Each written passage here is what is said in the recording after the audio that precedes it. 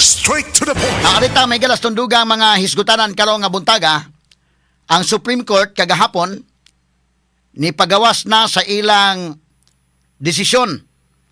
May labot sa usa ka petition nga gi-file nining usa ka high school teacher pagpadeklarar mga higala sa sesyon ni adtong June 3 nga legal to, nga dunay quorum og nasakto tong tanan. Ha? Mo ni katuyuan ining maong high school teacher nga maoy ni file. So ang ato nini mga kigalan medyo ikubiran magisuginis media mga higala. Anay tabo ani ang uban nagduda nga para nga medyo pino lang ang dating dunay nagpaluyo niining maong teacher mahigala ngani ang uban nagduda nga ang Malacañang mo'y nagpaluyo ini nga questionon dito sa Supreme Court nga ipadeklarar na sa Supreme Court nga sakto to ang ilang gibuhat natong June 3. In fact, niining maong petition malalim kada himo-himo kay petition ato file Supreme Court. So, nga gitagad yun Supreme Court. Kining iya mga higalang petition. Doon ay mga nagduda nga para murag pino lang ba? Di ay Gatchalian Black, di kay Tano Black. Nya niya kuno hay mahigalay usa ka tawo nga maoy ni question dito, maoy ni hatod, maoy ni da sa mong kaso nga to Supreme Court nga kini ni ang katuyuan ni ining John Barry Tayan nga niining iyang petition padeklarar sa Supreme Court nga valid ang June 3 Senate session din dunay na bag-ong liderato nga na-install o dunay quorum unya gideklarar kadto mahigala sa 12 ka mga senador dunay quorum unya duna mahigala pag-elect ni Gatchalian nga sakto tong tanan. Mo iyang gipangayo ngadto sa Supreme Court. Kay ang grupo mahigalang Gatchalian Black o ang Cayetano Black wa man sila mo adto Supreme Court sa pagkakalunday. Nga naman kini kung inani nga kaso mahigala di ka basta-basta mo adto Supreme Court ani. Kay malagmit manggod nya mo treat ang Supreme Court nga political question eh. Although doon ay expanded jurisdiction ang Supreme Court but wa nila sa ilang grupo nga niadto Supreme Court. So doon ay lain kunuhay nga niadto sa Supreme Court kay iyang ipadeklarar nga muhatag mahigalag desisyon sa Supreme Court nga kadtong June 3 nga sesyon mahigala sa Senado din niabot si Chis Escudero unya pagkahuman ni deklarar sila mahigalang dunay quorum o gilang gi-elect si Win Gatchalian as Senate President pro tempore kadtong tanan sakto tong tanan. Muna nga dunay usa ka teacher nga maoy ni file dito. Malalim ba ka na mahigala og malahos-lahos sa kag-file dito dahil ugwa lang di nagpaluyo nimo. So muna nga dunay mga tao nga niingon nga kini murag hilom lang ba? Hilom lang nga gipaluyuhan kini mahigala sa ilang grupo sa kini ni ang Gatchalian Black o sa Malacañang aron nga pagpatingog sa Supreme Court nga mo na niya sakto. Kay kung miingon ang Supreme Court mahigala nga okay, kadtong sesyon nila legal to. Mo benefit ka sa may magka-benefit day. Di wa na. Karon mga panahon na kung kining decision Supreme Court niingon pa mahigala nga okay. Nining petition among gidesisyonan ni nga sakto to. Dunay quorum og sakto ang pagka-elect ni Gatchalian. Awa nabuto-buto na karon mahigalang balita nga sakto si Gatchalian na gyud ay. Ha? Pero ang nagproblema ron kay ang Supreme Court mahigala ni basura ining maong petition. Straight to the point. Kini record man ni Supreme Court mga sugid tig paminaw. Na atong klarohon kay ang iya mga higalang rason sa pagbasura lack of legal standing. Pero unsa may mensahe ini mga kaigalaan, di ka magkiat og moadto kag Supreme Court ani kalakiya. Kay kini opportunity man tani mga kaigalaan nga madiscuss kay iya man gi-quote ang Abilino case nga mao mga higalay gisaligan ni Win Gatchalian. Straight to the point. Mamay gisaligan. So, unsay mahitabo ang Supreme Court may dismiss ini mahigala sa kining petition ni Tayan, 20 pages petition. iyang gi-argue nga kining 12 member attendance nag-constitute ni sa legal majority og iyang gi-cite ang 1949 ruling ni Avellino versus Cuenco. Gigamit yun niya, ha? Nga pag-argue nga kining mga senators outside the geographic or legal reach of the Senate to compel attendance should be excluded from the total roster when computing a quorum. Straight to the point. Nya mo na giingon kinsa may nagbayad mga higala ani nga mo file ngadto Supreme Court. Doon naman kay mga galastuhan ani kinsa may mo duk-duk ni mga pleadings. So mo nang dunay mga nagduda nga kini hilom lang ni nga kunuhay way labot ralagwa mga higala sa Gatchalian sa Las Cayetano murag okay lang sila dito na dunay lain nga ni file nga ilang gipaluyuhan nga maoy no file dito nga ipadeklara nga sakto ang katong June 3. Mahimo nga kanang mga pagduda dunay basihanan. Nganuman kay kung panalitan og ng Supreme Court og ni-decide pa ani nga sakto mitake cognizance ang Supreme Court niini mahigala kay doon na may mga kaso kaniadto nga bisan tuod og lack of legal standing pero ang Supreme Court di take og cognizance naman. Makaingon mahigala nga wa nay lalis hilom na mong tanan mga Cayetano Black. Kay niya na nitingog ng Supreme Court. Kaya mo may itong gipaabot.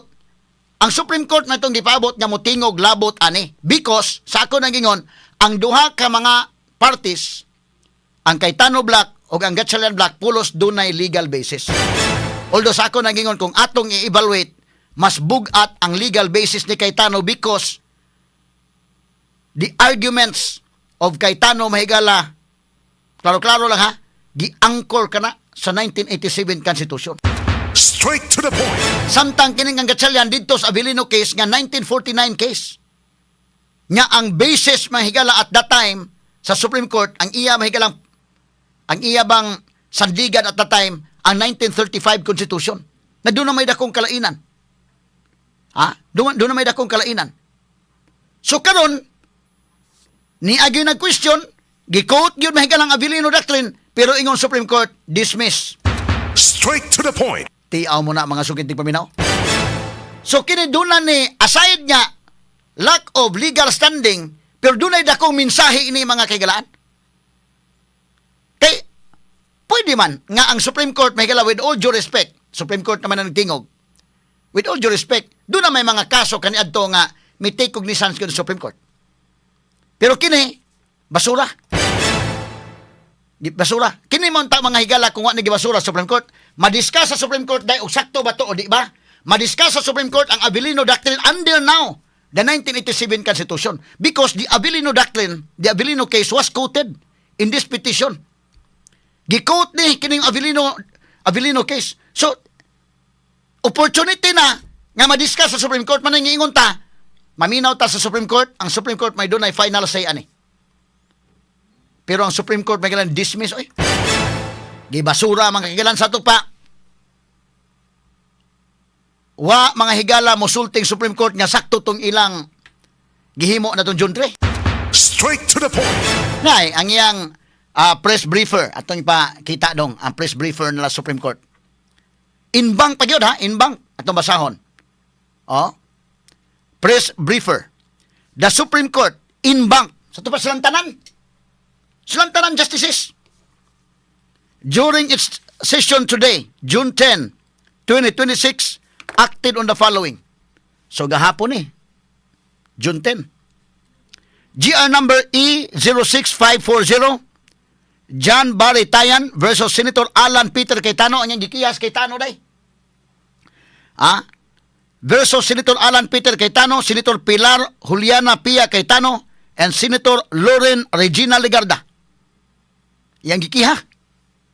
Kay gusto lagi siya nga, si Gatchalian na gyud maoy ilhon. Pero ingon may Supreme Court, the Supreme Court dismissed the petition filed by John Barry Tayam for lack of legal standing. Ang Supreme Court ni basura. Niining maong petition nga gisangat ninin John Barry Tayam gumikan kay kuwang siya og legal standing. Straight to the point. The Supreme Court ruled that Tayam failed to show that he suffered or was at imminent risk of suffering any direct injury from the actions he challenged. Straight to the point. Tayam had asked the Supreme Court to declare the presence of 12 senators during the June 3, 2026 session of the 20th Congress as a valid quorum. A copy of the available pleadings mo na yung gisulti sa Supreme Court mahigala. So kini unta nga mong petition usa ka opportunity nga madiscuss na gyud. Kay lain-lain man manghigalang opinion karon. Lain-lain mag opinion.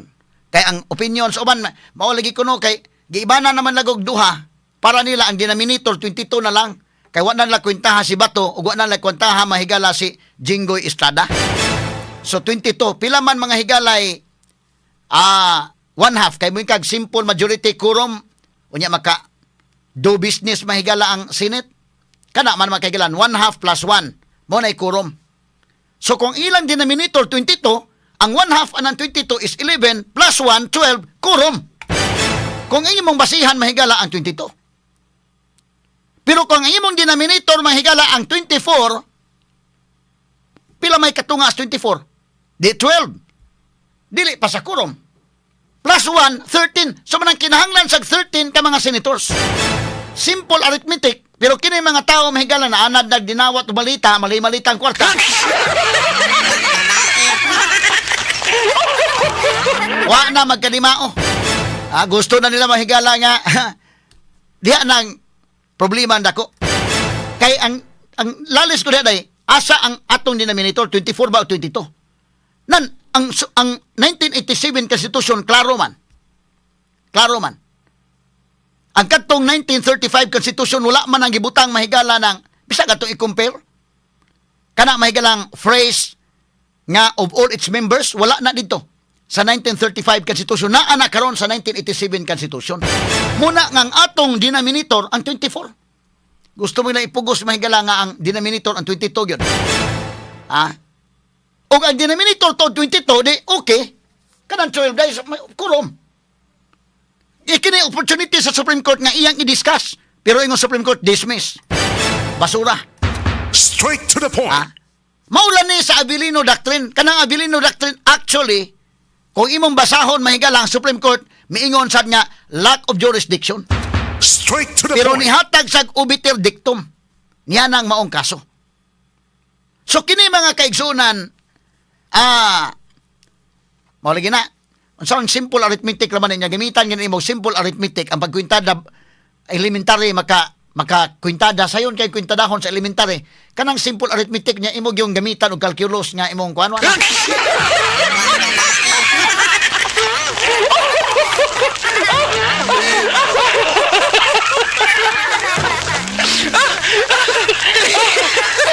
Diha na kahinoon maglibog kay ang simple arithmetic back to basic ba. Simple kayo mag yung i-complicate.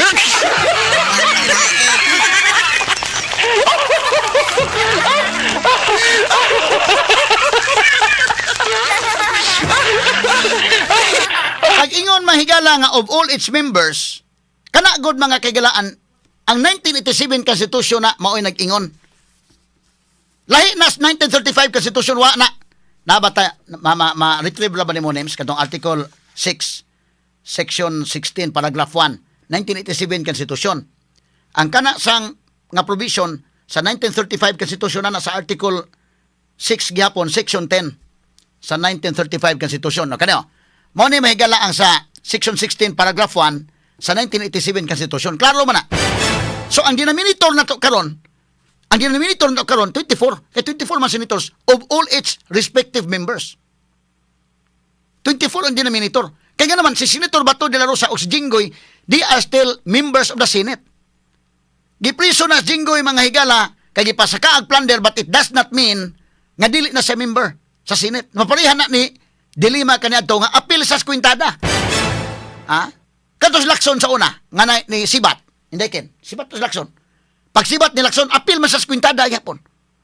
Wa man siyang tangtang. Nya karon og si Lacson, may mo Sibat, apil sa kwintada, o nya si Bato, way apil sa kwintada.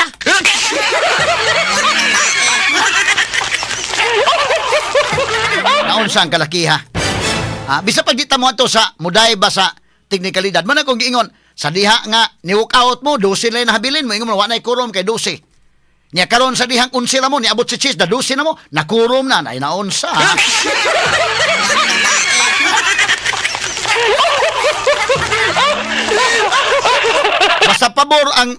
Basta pabor mahigala nila, okay.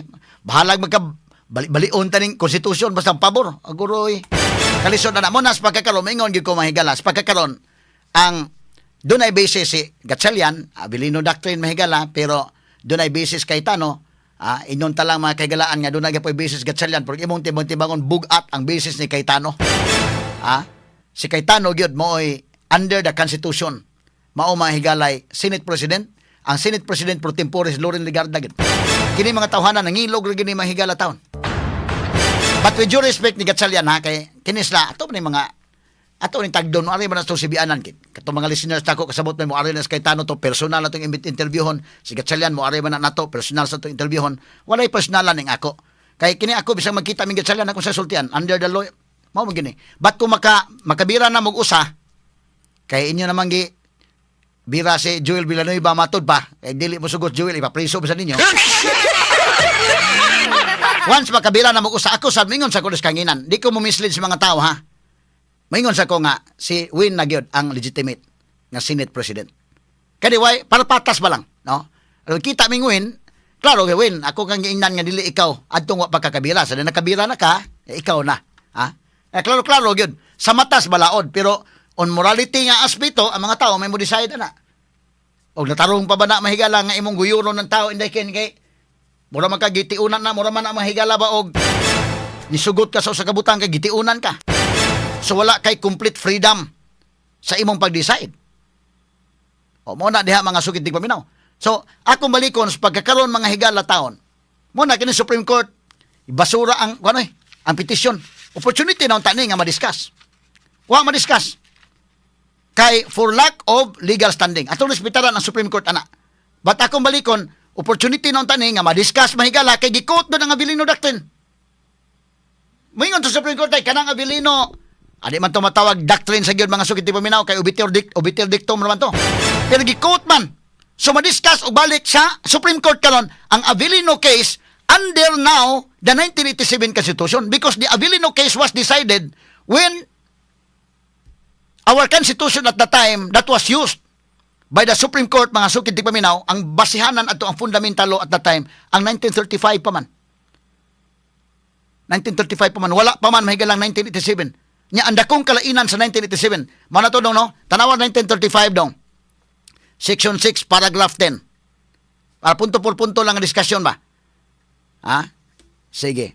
So, klaro na ha, ang Article 6, Section 16, paragraph 1, sa 1987 Constitution, kining atong bag-ong Constitution karon of all its respective members. So doon na say gitawag phrase, prepositional phrase of all its respective members. Mana akong gipabaglisan, no? Of all its respective members. Usa ka prepositional phrase. Pila ka words na? Of all its respective members. 5 ka words, ha? Sa 1935 Constitution, wa man na. Tanawan ko dong. Article 6, Section 10. Mo niyo, ikon ba, kaya paduol itong gamay para mabasa na to. O kana, the Senate shall elect its president and the House of Representatives its speaker. Maura, each house shall choose such officers as may be required. Maura, wala gibutang nga of all its respective members. Nganong gi-specify man na sa 1987 Constitution? Aron pagbangil gibangila na nga dili basta-basta ang executive department, ang president, basta-basta lang nga makadikta sa Senate. Kinahanglan ang separation of powers, kinahanglan ang independent mahigala sa atong Senate. Tungod na sa atong experience sa martial law. Na-experience ba ita ang papabayain ng atong presidente nga iya tanan? Diktador mahigala, mitanggihan lang diktador. Unsa iyang sulti tanan mo follow. Wa mga higalay makababag. Muna paghimo sa 1987 Constitution, pagawagtang ni Marcos, giusab na ang 1987 Constitution na ito gigamit karon Core Constitution na. Mo na gitawag Freedom Constitution. So gibutangan na mong provision, gibangil na din ha. Pag siguro, nga dili na ta mabalik pa mahigala og dictatorship. Straight to the point. Dili ta mabalik og dictatorship. Kay laliman ka kung imong kwintahon mga kaigalaan, imong inon, ibutan ta lang dahil sakto sila nga, awa naman din ha, si Bato, wa na to'y labot, si Jinggoy na priso naman, og imong ipapriso tanan ng mga senador, nga dili mo sugot nimo, nga labi pang ombudsman inyo tanan, DOJ inyo tanan, og ipapriso nimong tanan sa to pa mo gamay ang atong denominator? Ha? Og ibutan ta ipapriso ninyo tanan nga mga senators nga supak, kining ilang grupo ni Cayetano ipapriso tanan. So ining impeachment ni Sara, ang 2/3 votes kuhaon na lang sa 2/3. What is 2/3 of 12 senators?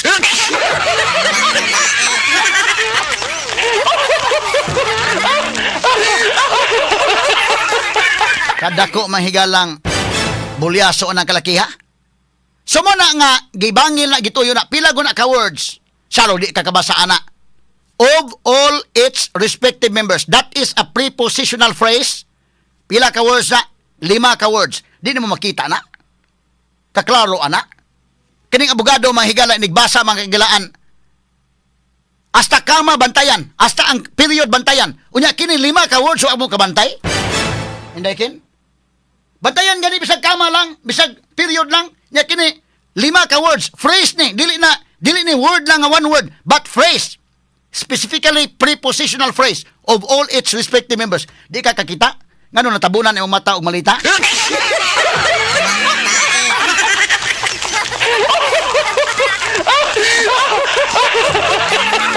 Natabunan o malimalita ang kwarta na nga mga pulo mo na ni magkita.